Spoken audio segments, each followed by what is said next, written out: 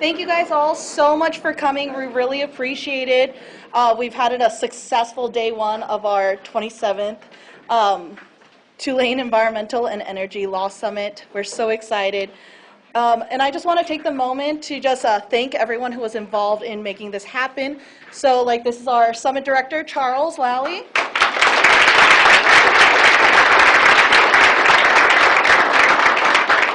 And then if I could have all the summit board, our members, stand up. Zoe, starting you. Alex is our tech chair. Brian Anderson was our design chair.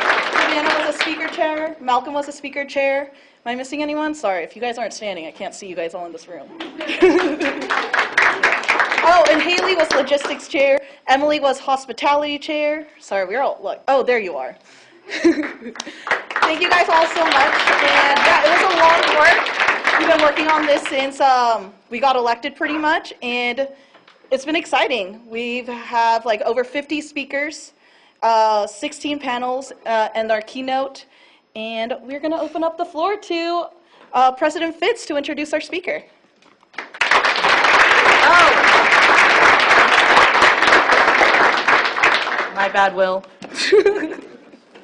Thank you. All right, thank you. Thank you, sir. Welcome to everybody.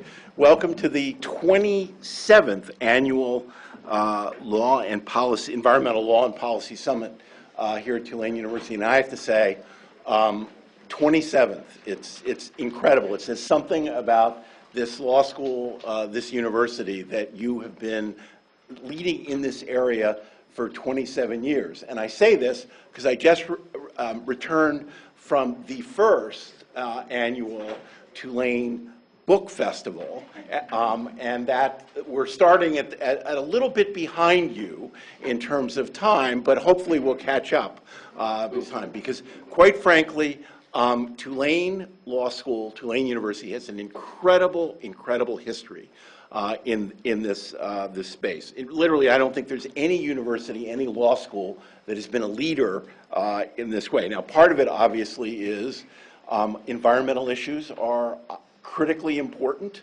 to us, given our location, where we are. We're also at the center of the energy industry, so we have to, in a sense, confront environmental issues like virtually no other place in the country. And I think of all the different centers in this law school, it's incredible to me. And you may not know it, but in a former life, I was a law dean. So I understand how important environmental issues have been here at this institution. The Center for Energy and Environmental Law, the Institute on Water Resources, Law and Policy, the Tulane Environmental Law Clinic, the list goes on and on. But you should know, as president, I've really led on a whole series of areas in which we are, in a sense, focusing on environmental issues. The Bywater Institute was established, the Department of River and Coastal Center. We have the Tulane Energy Institute, the Center for Applied Environmental Public Health, #1 in the country. I always note that. But the point is, the environment is something that interconnects across incredible numbers of areas. You need the breadth of various schools in the university. You need the intelligence of lawyers who know how to think through problems. And truly, Tulane Law School has been in the forefront. Now, I can't think, in light of all that, there is not a better person, in a sense, to give the keynote for this address. The governor, the 56th governor of Louisiana, really is, I think, and I use this, been a true public citizen for this state. And he's been a leader in a whole variety of issues, including environment. Let me say, it's not easy being a politician these days. You may have noticed there's a certain level of division, confrontation across the board. But Governor Edwards really has been, I think, extremely thoughtful, and in each area, he's really stepped back and said, what's going to be best for the state? Let me just start out very easily.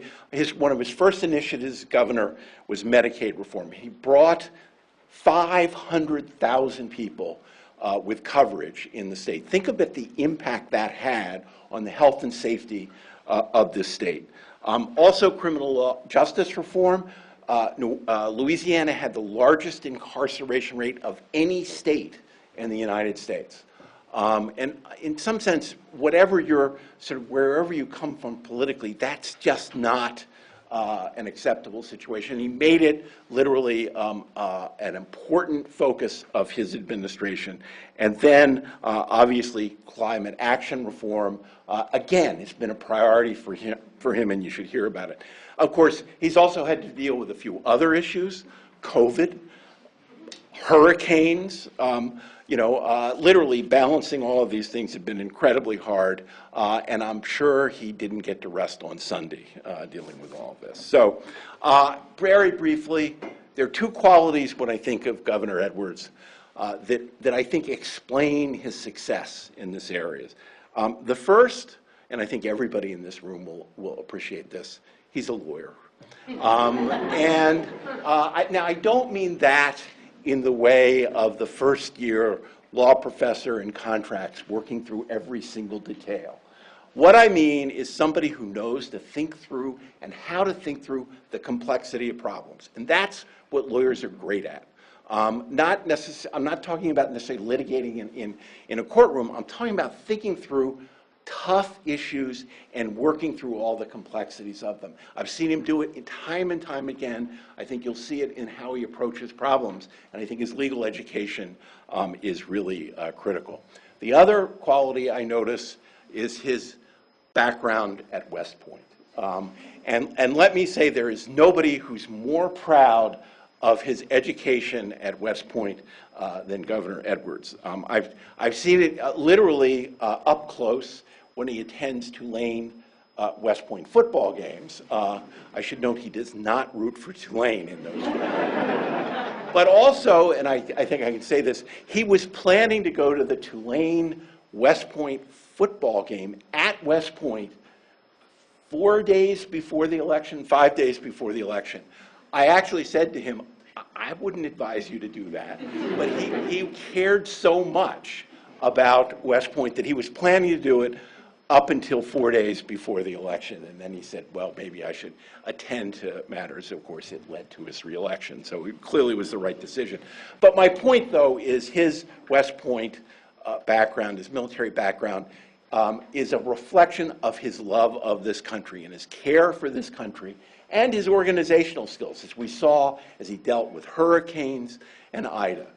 As you can see, I'm a huge fan of the governor. I think a lot of discussion these days about politicians and politics. I think he absolutely gives politics a good name.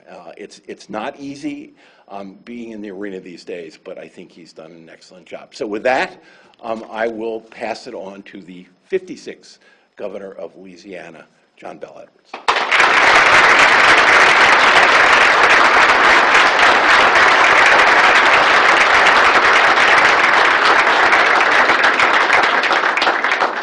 Good evening, everybody. It's great to be here with you. And it just so happens I'm in New Orleans to celebrate Founders Day of West Point with some of my classmates. And took a break from that to come over and speak with you all and hopefully learn from you as you answer questions and so forth. I do appreciate the invitation to be here. And President Fitz, that was more than a gracious introduction. Y'all do need to take it easy on me, though, because while I'm a lawyer, I did graduate from LSU, okay? I'm very proud of my alma mater. I want to thank Judith Kane for her leadership of this organization and my niece, Savannah, who actually was the one to extend the invitation to be here tonight. So thank you very much, Savannah. We'll talk for a few minutes, and it'll actually be more than a few minutes, and then I'll try to do the best I can with your questions. Obviously, climate change is a huge deal, and it is not a bigger deal anywhere in the country than in the state of Louisiana. That is true objectively. That's not just me as your governor saying it's a big deal here. There is no state dealing with it more than we are. And it manifests itself in many ways. I'm not sure that any of them are good. I guess if you wanted to grow a vegetable garden in Antarctica, maybe you can do it now. That might be good, but there's nothing good happening from this. But I really don't think I have to tell you all. A lot of you evacuated last August, right, to go to Houston? Yeah, we've actually had 5 hurricanes in the last 2 seasons, 2 of which were the strongest hurricanes ever recorded making landfall in the state of Louisiana.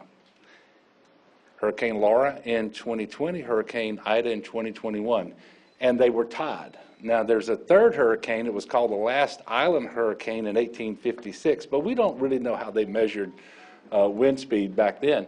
But just think about that.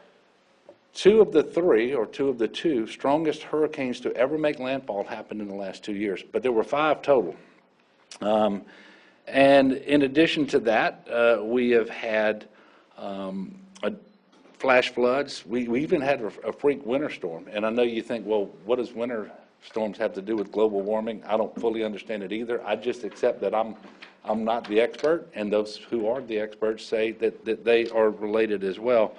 And as President Fitz mentioned, it all happened during a pandemic that's now more than 2 years old. So the bottom line is the storms, destructive storms, are becoming more frequent and more severe. And I don't think that that's debatable. But also Louisiana is more affected because we have sea level rise working against our efforts to restore and protect the coast. And we are losing land as a result of that. We also have subsidence, and we're partially responsible for that because we leveed the Mississippi River. We're going to talk a little bit more about that in a little bit, I think, in 1930 after the flood of 27. And so that sediment just isn't being deposited every spring with the floods and regenerating our coastal marsh. Louisiana is more affected than any other state. And so I think we have an obligation to do something for the benefit of the people of Louisiana. And if in the process we sort of lead by example, hopefully that will be a good thing. And so that's why we're moving our state forward, both in terms of combating climate change, but also bolstering our economy. And I will just stop here and deviate from my notes for a moment. We are more than not a red state here in Louisiana. We're the only state in the Gulf South that has a net zero pledge by 2050. We're the only state with a climate action plan. One of the things that I really want to demonstrate over the remainder of my term is that this plan is going to be key to investment and job creation, economic development, because this is where capital is going to flow for many reasons. But just like I told you that we're ground zero for climate change, we also have just a tremendous amount of potential for investment from companies who want to make a difference. They want to come to a state that has been a traditional energy state for over 100 years, right, and show that there can be a successful transition. But we have to bridge that gap. And one of the ways that we can, I guess, develop converts, because there's a lot of people in Louisiana they don't know if it's real or not. They don't know how important it is, and they certainly don't want to spend $1 more a day than they think they have to for their energy. But if they understand that this is the key to future investments and jobs, I think we can get a lot of converts. And so for me, the two things go hand in hand. And so when I went to COP26 in Scotland, which, by the way, if any of you ever get a chance to go to Scotland, you need to go. They really do speak just like you hear them on TV. But the food is much better than you might imagine. And I'm a bourbon drinker, but I have learned to really appreciate a good bottle of scotch now too. But I went to COP26 this last November. Oh, by the way, don't go in November if you're given the chance.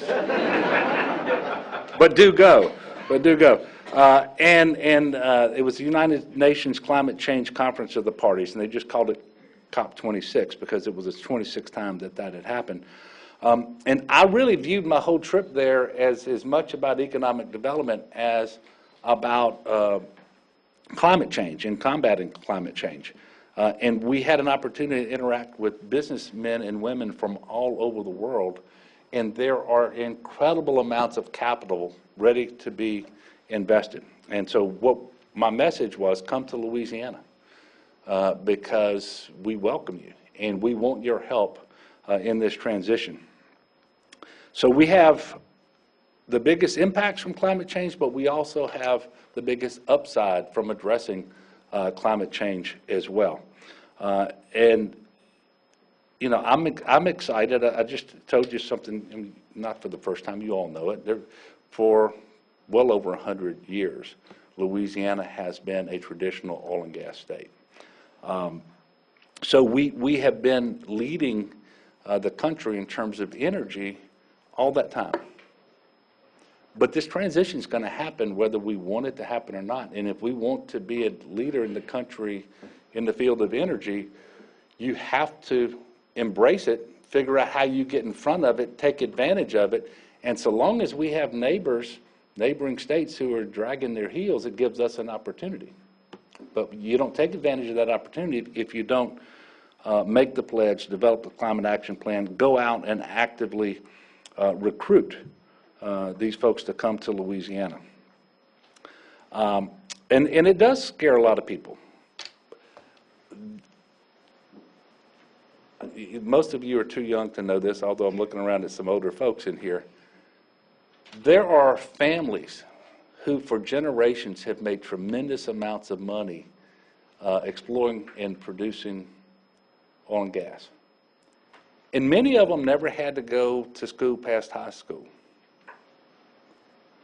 And they look at a transition and they don't know what's on the other side of that. So there's a tremendous amount of anxiety. And now there's a growing consensus, and I think the scientific community has had a consensus for a long time that climate change is real, that human behavior is certainly contributing to it, and all of that.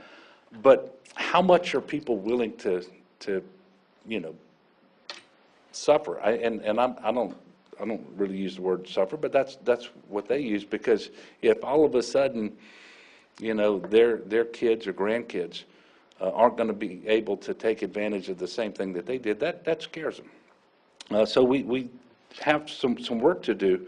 But the good news is, many of the things we're going to talk about in just a moment, those skills are transferable.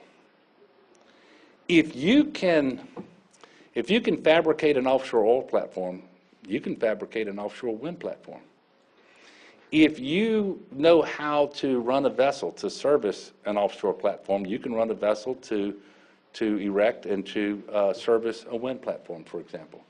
And by the way, this is not just me saying it. We actually have done it. Businesses in Louisiana are participating in wind farm creation. The very first one, Block Island off of Rhode Island. There were 6 companies from Louisiana involved in that. And I'm not sticking to the script right now, but I am so excited about one day being able to look out into the Gulf of Mexico and see windmills and, you know, standing right next to the platforms that are currently out there producing oil or gas. I think that's exciting, and when we see that, I think it's going to go a long way to just reassuring people. But this is what I know. Over time, there's going to be fewer and fewer jobs associated with exploration and production of oil and gas. We're never going to get completely off of it. But over time, and that time horizon, I can't be sure how long it's going to take. That line is going to go down, and there's nothing we can do about it. If we don't replace that with investments in solar and wind and all these other things we're going to talk about, then we're going to lose. And so this is economic development as we address climate change, and we're doing all of this for the benefit of Louisiana for all the reasons that I just mentioned. So we want to design solutions that meet the transition head-on, that leave our state better positioned for the future, and that's what the Climate Action Plan is all about.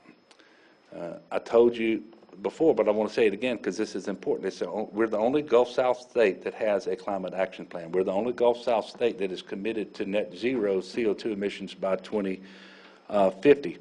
but you have to have a plan. You have to be able to get there. That's really what the climate action plan is, and it embraces an all of the above approach. It is a balanced way to move Louisiana forward to be a net zero state by 2050, while at the same time improving health, quality of life, creating a more equitable society, conserving the environment, being better adapted to the impacts of climate change, and strengthening the economy and our workforce. So that climate action plan has 28 strategies, 84 specific actions to reduce greenhouse gas emissions. I don't know if you've had a chance to put your hands on it, but it has been put into book form. I would encourage you all to look at it. And we were very honest and transparent about it, because there were certain action plans that had considerable opposition among the people who developed the plan, and they were able to express those dissents. And so you know what their concerns are about it. So it's 28 strategies, 84 specific action plans, developed from a bottom-up approach over 15 months, 49 public meetings. It was very inclusive. The task force members represented a variety of perspectives, including government, private sector, academia, the environmental and community advocates, and private sector folks were involved as well. They were supported the work by volunteers from diverse backgrounds, organized into 6 different committees representing different sectors of the economy, and 4 advisory groups focused on equity, science, legal, and financial considerations. And although the problem that we asked them to weigh in on is extremely complex, and I can assure you there were oftentimes very strong differences of opinion, in the end, the task force stayed together. They found a way to adopt a plan that contains far more common ground than just about anybody thought was possible. So the whole state has a plan now. It steers us away from disaster and toward a brighter future. Now, I'm not saying we're not going to have a hurricane this August, although I pray every day that we don't. I would just as soon not have to declare another public health emergency or any other declaration of emergency while I'm governor. But we do have a plan. And plans are important. And so, some people will say, well, we're not 100% sure that if you implement that plan just as you have envisioned it and articulated it, that it's going to be successful. What I can tell you is, and we're in a race against time, if we don't do today what we can do today and what we can agree on today, we will never be successful. But I want to get you to think about it in you know, it's very similar in many ways to our coastal master plan. In 2007, we didn't have a single project on the books as to how we would restore the coast, how we would protect communities. Didn't have $1 in the bank to do it, but we came up with the coastal master plan, and we envisioned investing $50 billion over 50 years. Today, we have the most advanced, robust, science-driven coastal master plan anywhere in the world, right here in the state of Louisiana. This year, we will invest more than $1 billion implementing that plan. The Corps of Engineers has $2.6 billion that they're going to supplement our activities here this year, and so we are well on our way. But we didn't have it all figured out when we put that plan forward.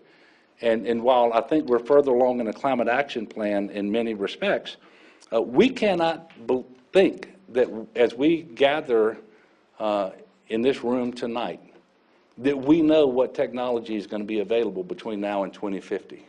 Because success begets success. And there will be things available 6 months from now that we never heard of, and 2 years from now, and 10 years from now. But you got to get started.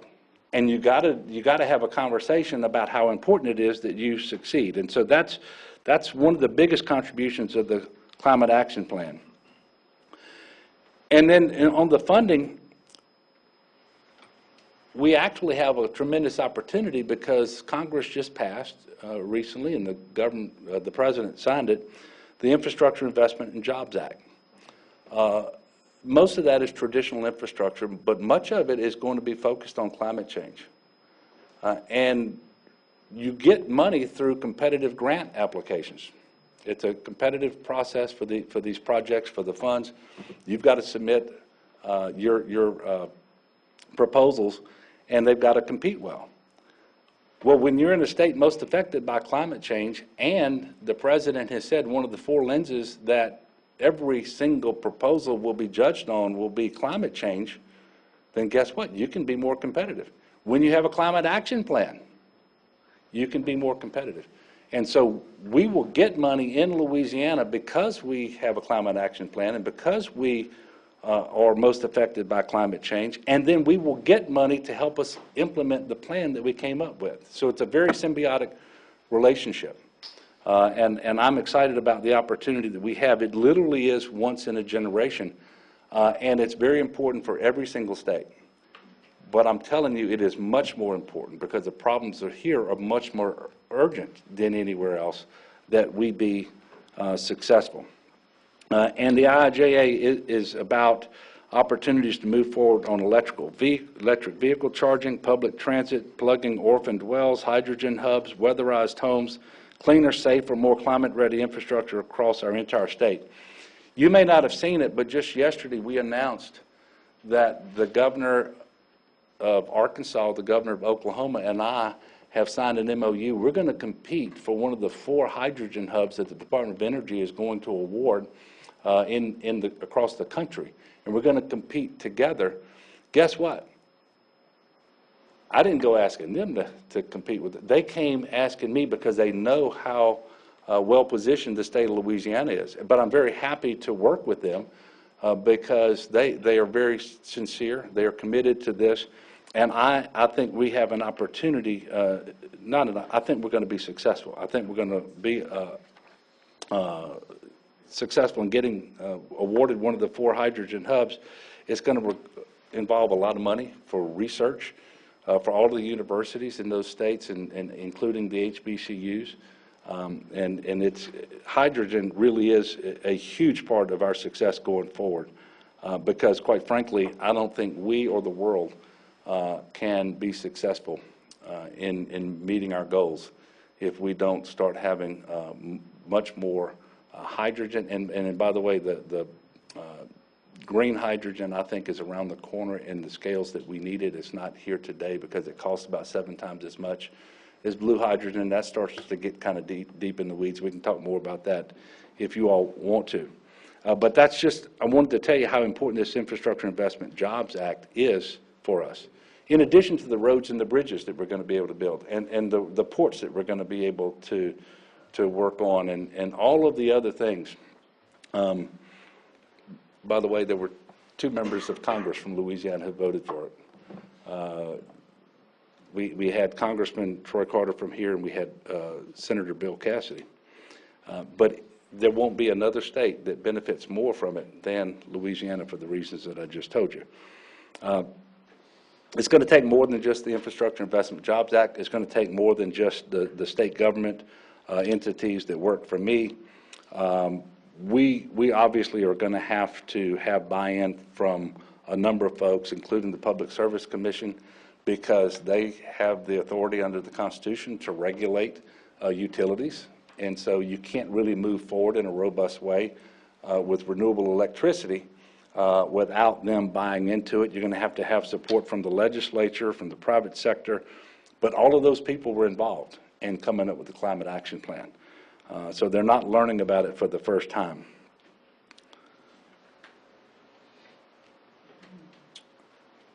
Okay. With respect to the private sector, I mentioned a while ago, they're already moving in this direction. And the private sector speaks with its capital. And more and more boards of directors are meeting, and they're conscious of their responsibilities. And they are telling their CEOs, we're going to hold you responsible when we review your performance for helping us to meet our own climate change goals, how we're going to reduce our carbon footprint. And by the way, not a lot of pie in the sky general statements, but very specific ways to measure what they're doing. And if you don't believe me, just consider this. Ford, Shell, BP, BHP, Total, DuPont, Dow, BASF, 1/5 of the world's 2,000 largest public companies, according to Forbes, have set goals of net zero by 2050, if not sooner. And so when those CEOs are sitting around trying to figure out where they're going to invest their money so that they can deliver on what they've been told to do, they want to go to states that are going to facilitate that. It is really just that simple. On the other hand, if they can't get renewable electricity in Louisiana, they're much more likely to go somewhere where they can. And it is that simple. But and by the way, we just landed a big project, and it's going to help us decarbonize and so forth. But you had this company that wants to invest $1 billion, and they are going to invest $1 billion in Louisiana, in Ascension Parish. They had a 3-page scorecard. There was only one thing that they wanted in Louisiana today that they didn't have, and so we didn't do well on that particular score, but it had to do whether they would be able to access, at the startup, electricity generated by renewables, wind or solar. Couldn't be guaranteed them, but there was enough other things happening in Louisiana that we were successful. But over time, more and more of those companies are going to go somewhere else if we can't deliver it. That's why I say our climate action plan is also about economic development, not just meeting the goals, although the goals are extremely important. You know, I kind of jumped around and got ahead of myself on a number of these things. So I'm gonna stop in a few minutes and take questions, but I want to encourage all of you to get your hands on our climate action plan. Look through it. There are so many strategies and actions, and some of which you're going to really embrace, some of which you may not be crazy about, and others you're going to want to learn more about, but I encourage you to do that. And then I encourage you to do whatever you can to promote our success around that plan, because we're going to need every lawyer, professor, students, engineers, community organizers. We're going to need farmers. We're going to need foresters, retirees, everybody. So look for those things that you can get excited about, that you do agree with, and help promote those for us. You know, we have a lot of challenges in our state, but this is one of the things that I'm convinced that we are getting right, and we're getting it right ahead of others. And you can't come up with a plan, and I suspect I'm going to learn this in just a minute again when we take questions.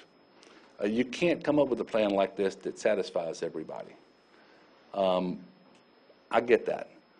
But what I will tell you is, in a state like Louisiana, a conservative state, a traditional oil and gas state, if you don't take a balanced, all of the above approach, you're not going to get the buy-in that you need to be successful.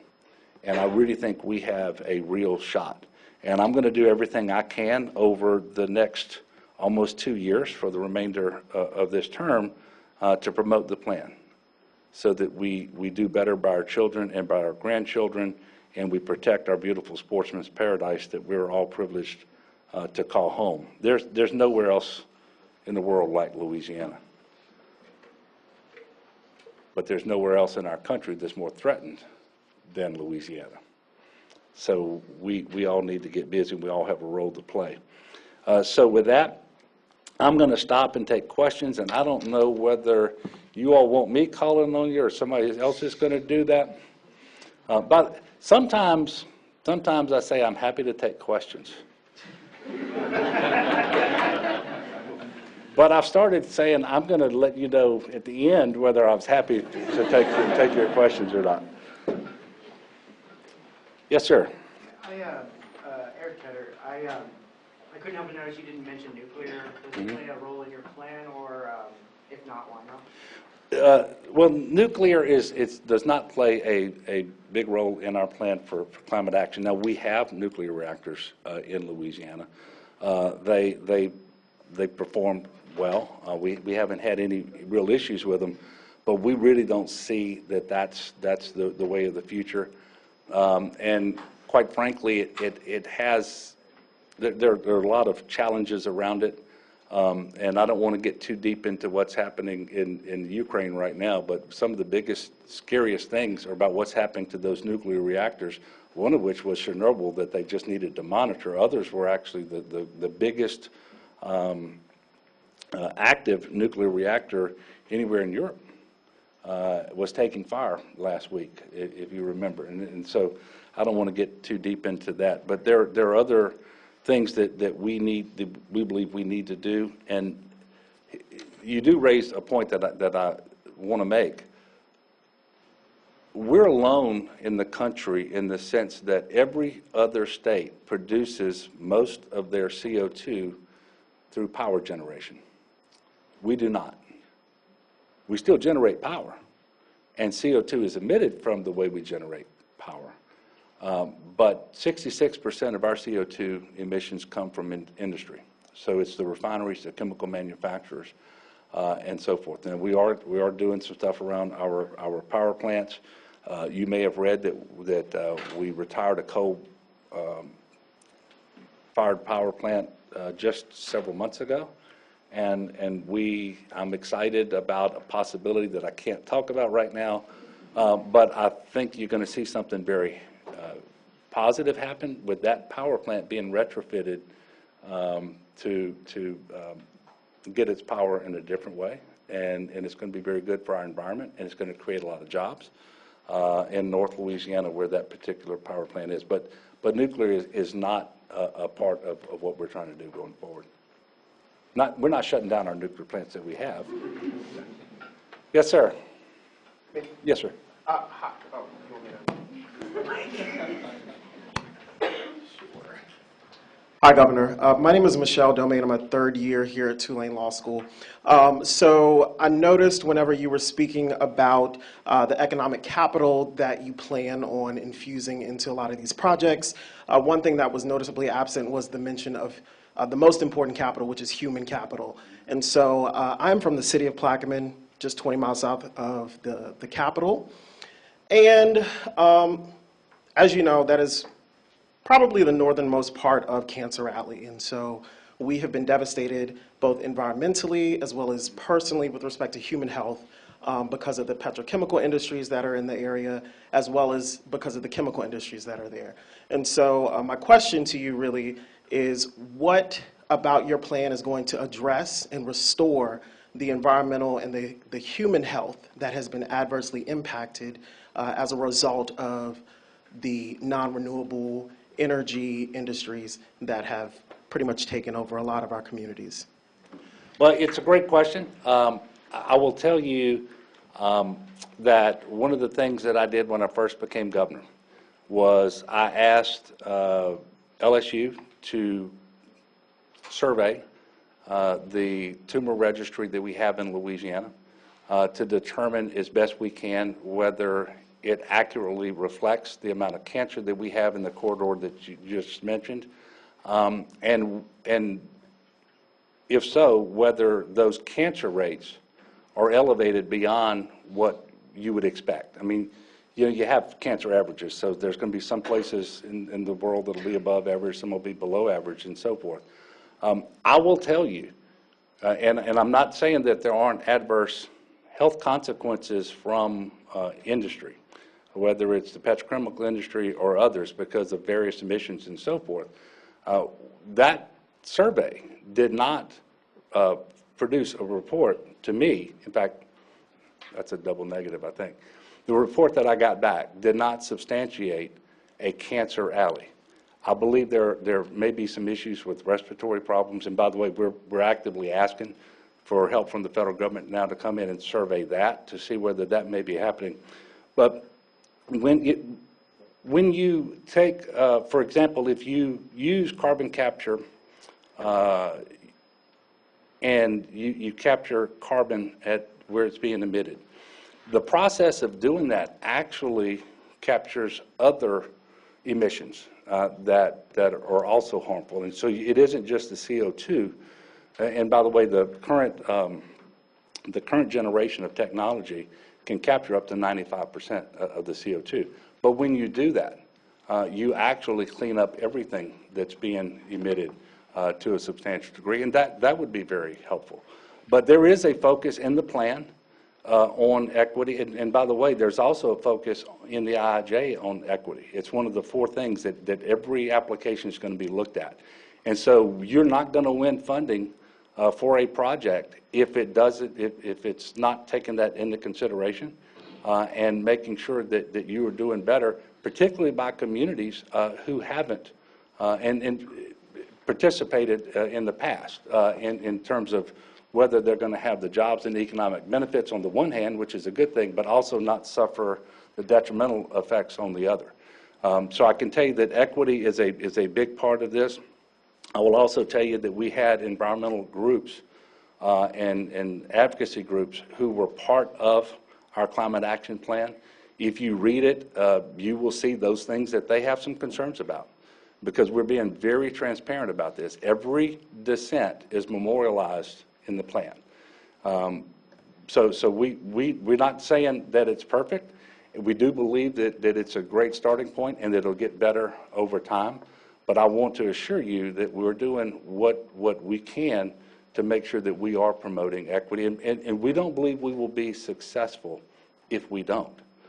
Because we want to make sure that there is buy-in, that there's support for the actions that we are taking and the additional actions we think we're going to have to take in the future. So hopefully that answered your question. Yes, ma'am. Thank you, Governor. I'm Jane Patton. I'm with the Center for International Environmental Law based out of D.C., but I have the pleasure of living here in Louisiana, where I'm from. I'm actually quite familiar with the Climate Action Plan. You said there were 49 public meetings. I think I probably attended 40 of them.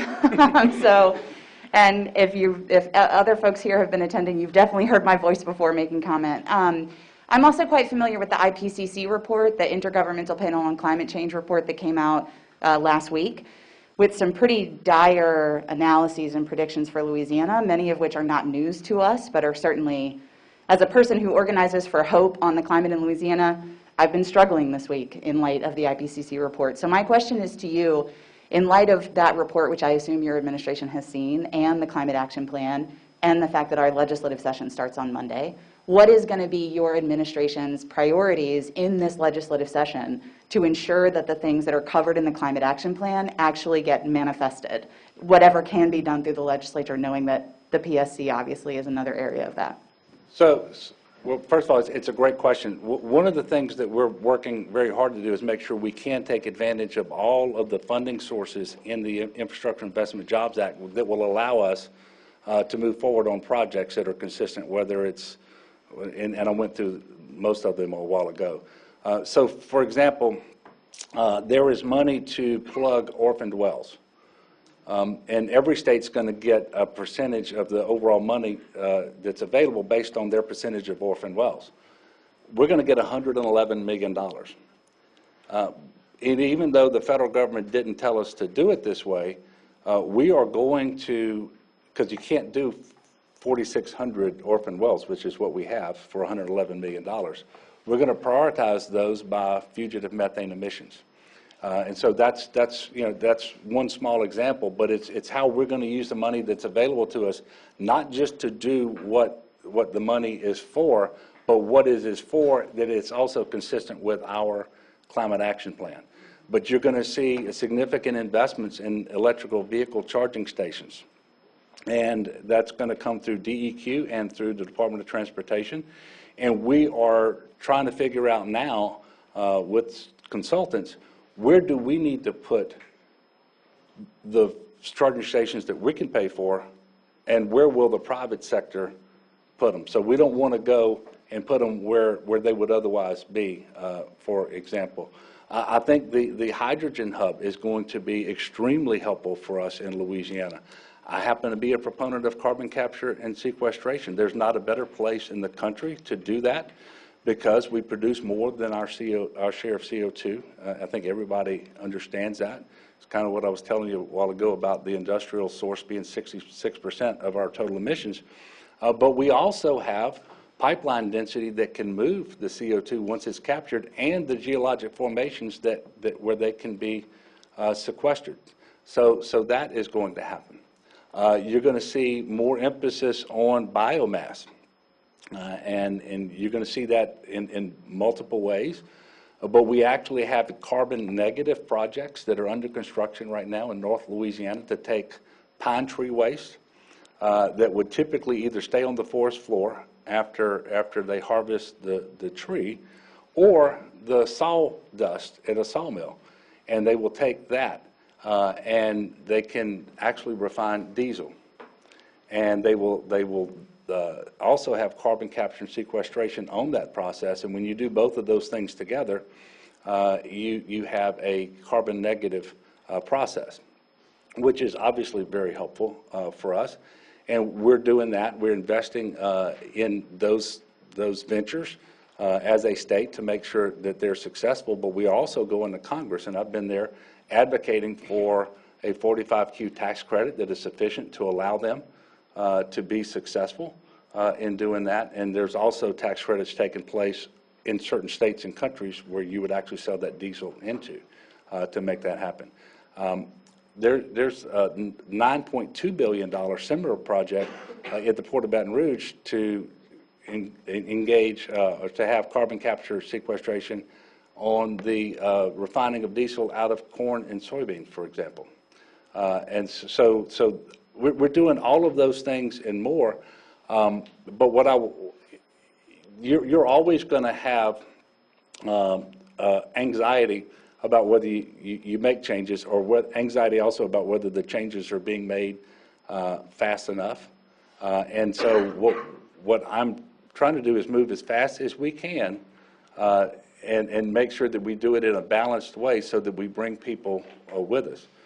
And so, I mean, you're going to see more things than I just mentioned as well. But I don't sit here and pretend that we have it all figured out, and that I know tonight, on March the 11th of whatever today is of 2022, that come 2050, if we only do the things that we have in the queue right now, that we're going to be successful. But I know there are going to be a lot of opportunities to add things to the queue that we don't even know about, or the things that will be better than we currently think that they're going to be for us. Yes, ma'am.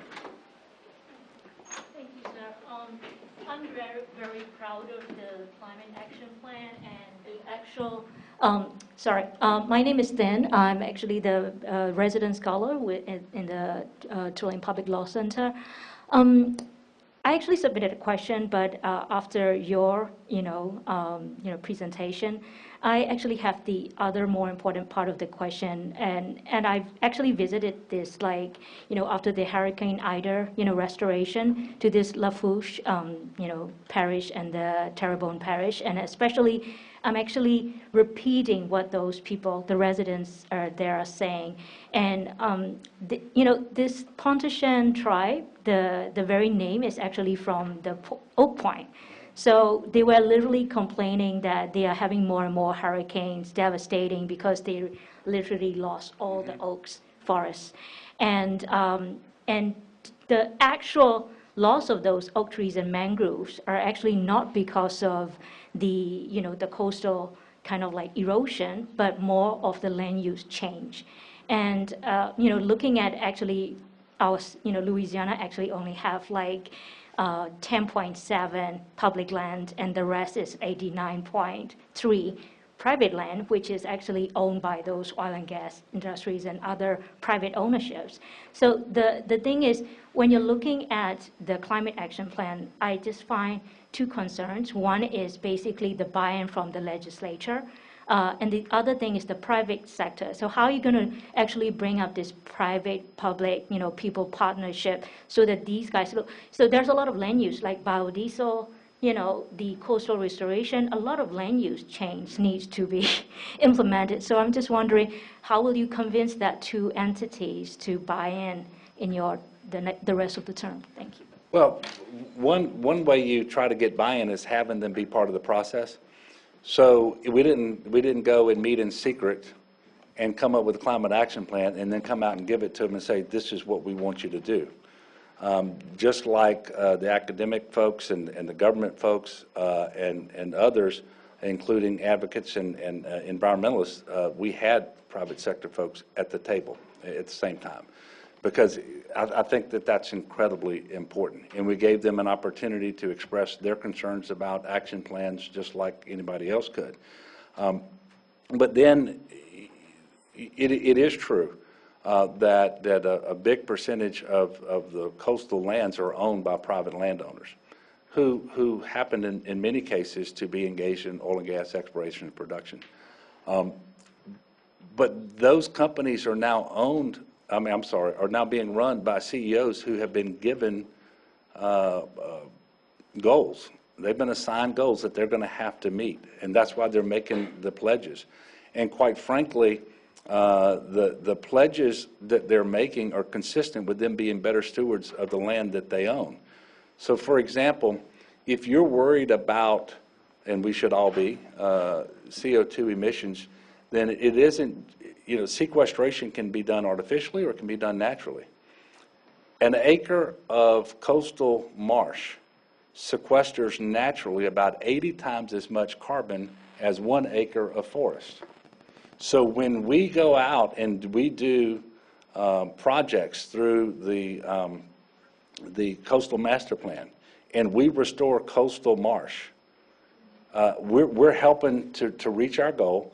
But the company that owns that property is also then, they're in a better place to reach their goal. And there's nothing inconsistent about doing that with what they're using the land for. And going forward, they're not going to use the land as much for oil and gas because, one, they've already been there doing that for 100 years. And that is to some degree depleted. But also because we're not going to be using the same quantities of the demand, I should say, of oil and gas is going to go down over time. And so for all of those reasons, and it's kind of a crazy time to be talking about that right now when I saw the price of gas on the things when I was coming in, because just think about the last couple of years on that. So we had a humming economy and a lot of demand, and then COVID struck, and demand for I'll just use gasoline and diesel just fell, and so the production fell because you don't need to produce that which doesn't have demand, and then the next thing you know, the economy starts picking up and they can't meet the demand as fast, and then the prices started going up. Then war breaks out in Ukraine, and it is a real mess. But what I can tell you is it's my firm belief, and this is informed by things that I'm reading and being provided by the government as well, is that this is relatively short-term, and this is going to work. And when I say short-term, I'm not necessarily meaning tomorrow or next week, but this isn't going to alter the overall trajectory going forward. The energy transition is underway, and it is not going to be interrupted for any considerable period of time by these current temporary market fluctuations that we're seeing. So I think we have an excellent chance. Now look, anytime I'm not saying it's going to always be easy, but I think for the reasons that I just gave you, we have an excellent chance to bring the private industry along, who are the landowners, as you just mentioned. Yes, sir. Okay. So one issue that renewable energy developers face is just. No worries. So one challenge that renewable energy developers face is attracting the necessary capital investment for their projects, especially here in Louisiana, a state that's really geared for oil and gas. Tulane has an endowment of $1.5 billion. Do you see a role for Tulane putting that endowment to work, investing in renewable energy projects instead of just the traditional energy? Yeah, and I did not, and I'm just going to ask you to repeat the question one time because I'm not sure that I got it. If you would. Sure, yeah. So a big challenge for renewable energy developers is to attract like the capital necessary to, finance their projects. Tulane has an endowment of like $1.5 billion, which like they can invest in various ventures. Do you see a role for Tulane putting that money to work, investing in renewable energy projects here in Louisiana? Well, certainly I do, but that's just because Tulane is one of the institutional investors. There's roles for all investor types. And, you've seen the biggest decrease in the cost of producing electricity happen in solar over the last number of years as technology gets better. And so anybody who's investing in solar electricity is doing something pretty smart, and it's great for the environment. It's really good for Louisiana. And I just mentioned earlier, if we don't have renewable electricity at utility scale, we will be losing out, not just on not meeting our plan. We're not going to get the investment in our state. But it's also wind. There will be the first ever wind lease sale in the Gulf of Mexico in less than a year. We know that there is robust interest. And there was a time many years ago when people would have told you, well, the Gulf just isn't suitable for wind energy development. And that may have been true at some point, but just like all technology, wind turbines have gotten better and more efficient, and it doesn't take the strength of wind in order to actually turn the turbines and make them work. And so now the most recent analysis suggests that the Gulf of Mexico is the fourth best area in the United States of America for wind energy development. And I tell people all the time, I said, if you think we don't have enough wind in the Gulf, there's 2 or 3 times a year where it gets to 150 miles an hour. You can turn those turbines a lot during that time. But all of these investors, but I sat down the other day with a company, and these are all big companies. I mean, these are companies that are going to be investing billions and billions of dollars. They're looking at going into state waters as well, not just into federal waters. And they think that can actually get it up and running faster. So let me tell you about. I want to illustrate the point that I made earlier. We have a shipbuilder in Louisiana who was negotiating to build vessels to actually go out and put in and service wind farms, wherever they might happen anywhere in the world. It was a major problem, one that we haven't overcome yet, that shipbuilder's facility doesn't have renewable electricity to power the manufacturing process, because the CEO of that company wants to build his vessels where they have renewable electricity. And so we can talk about the government's role, but what I'm trying to tell you is in many, many ways, what we are talking about is being led by the private sector, because nobody told that the company that wanted to buy the vessels that it had to do that. But the board of directors told that CEO. So I just wanted to illustrate that point. I have not been looking over here, so I don't know. Yes, ma'am.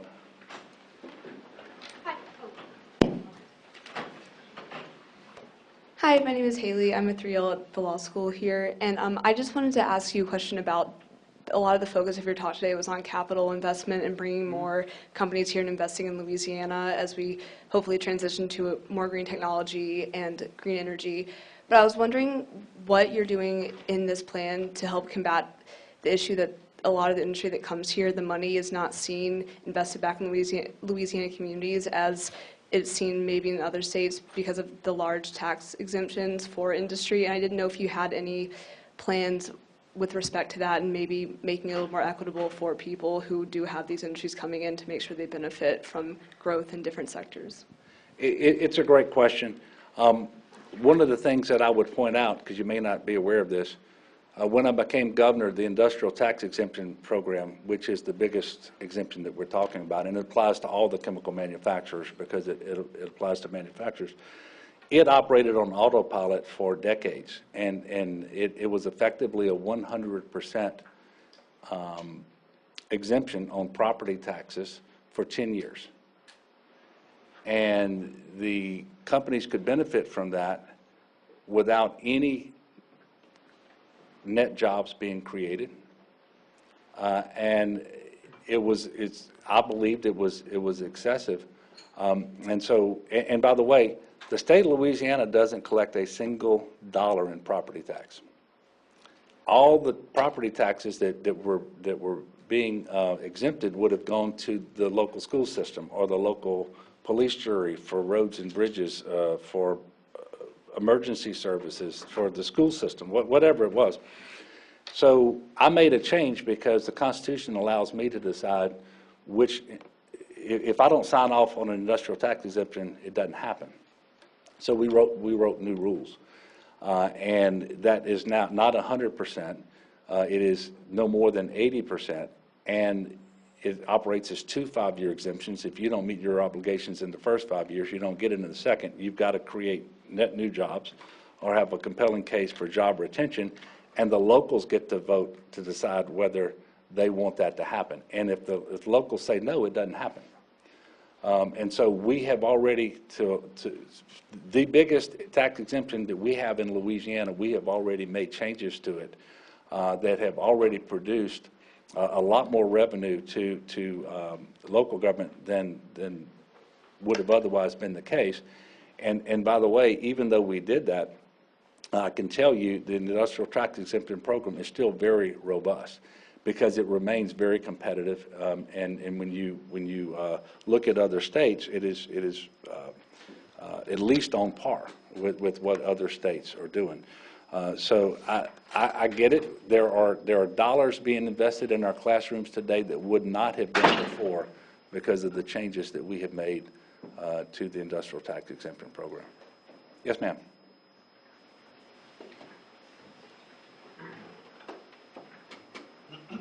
Hi, my name is Amanda. Thank you for being here today.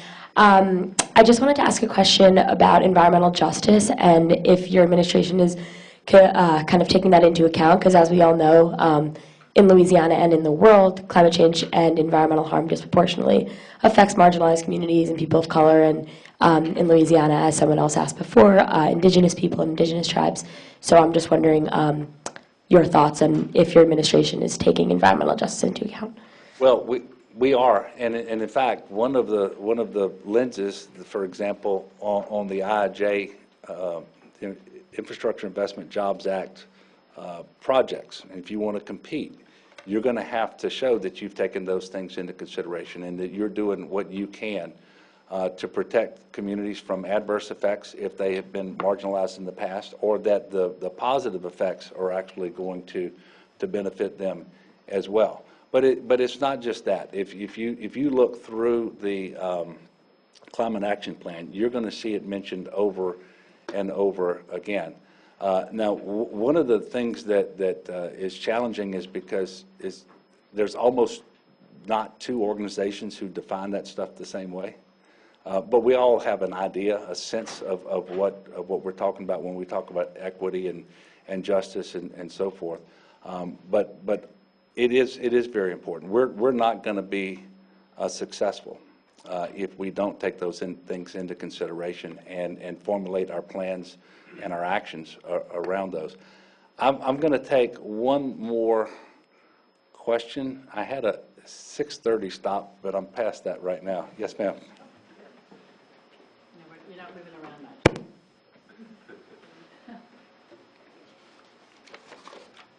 Hi, I'm Linda Bainham, and I'm Director of Sustainability at the New Orleans Convention Center. Although I'm not officially here for that, I'm here as a Tulane MBA graduate. This is a great conference. Glad this is going on again.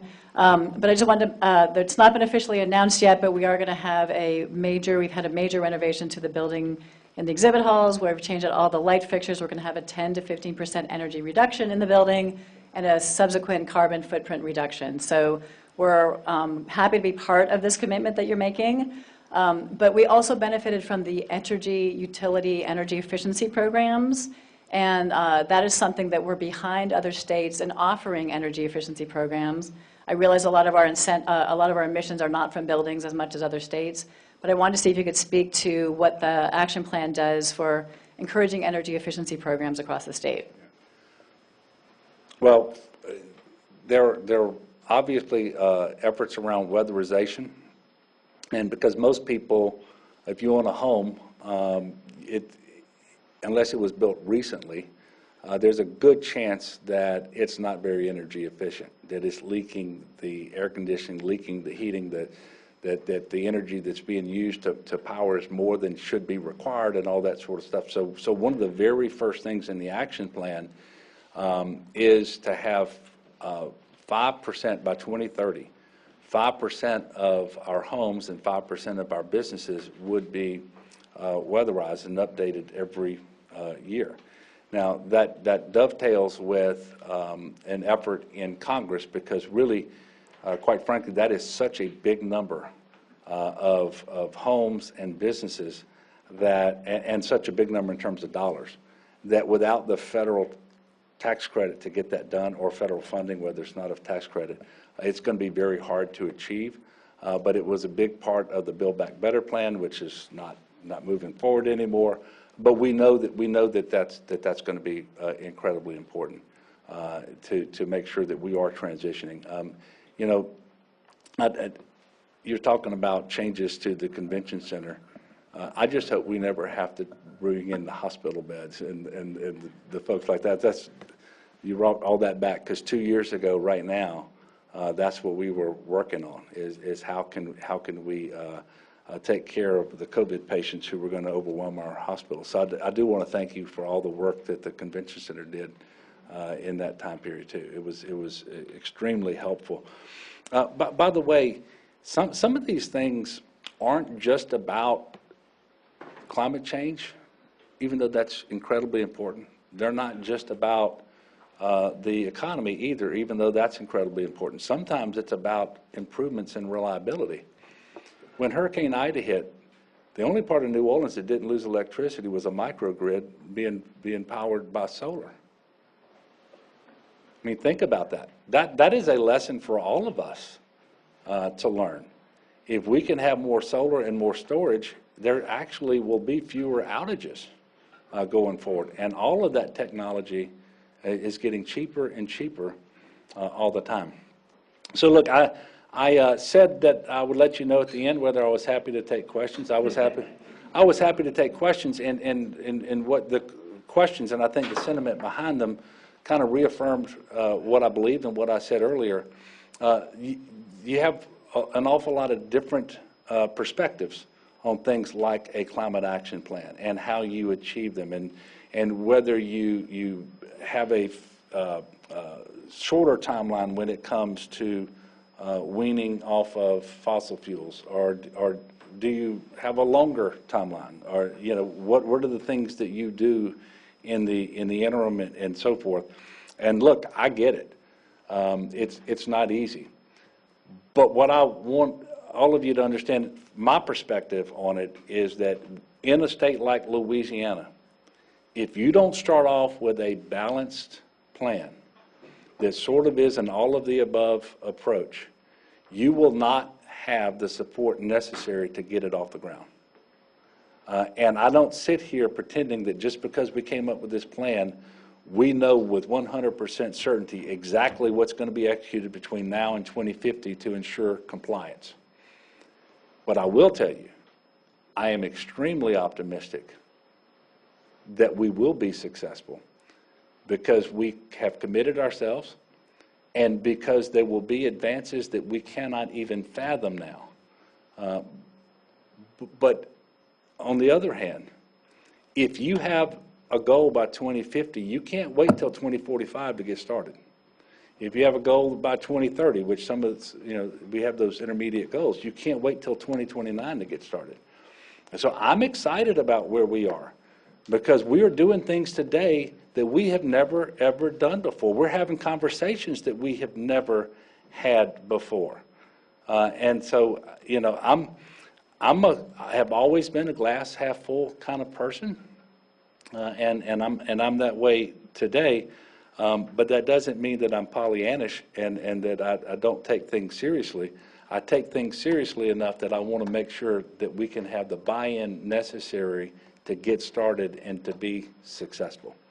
And I think we're in a great position for that and to achieve that. And it comes at exactly the right time because we have unprecedented amounts of federal funding that we can now secure and bring to Louisiana to kickstart our own climate action plan, which will also inure to our benefits with respect to our economy, investment, and job creation. And those things are very, very important too.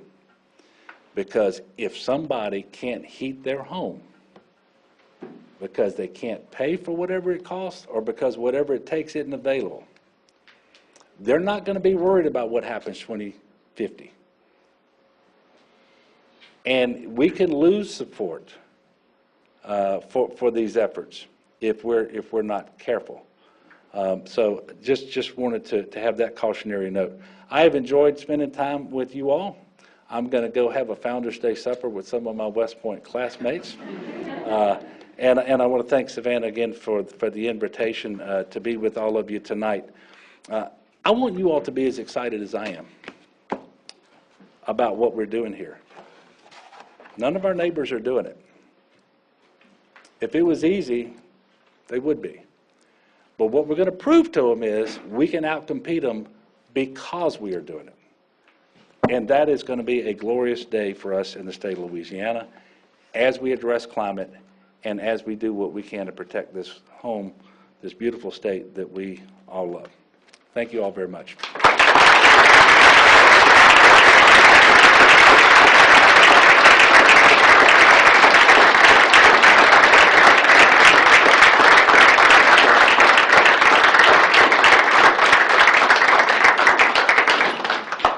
Thank you guys all so much for coming today. We really appreciate it, and I realize I never introduced myself. I'm Judith King, and I'm the president of EELS. And again, I want to thank my summit board and all my summit board members, and Charles Lally here did a huge job. And we also forgot to thank our professors. We got Chris Delvum here, Mark Davis. They were instrumental into making sure that we got our summit and our priorities all committed. So thank you guys so much. We have a reception and food and drinks to follow, so please stay.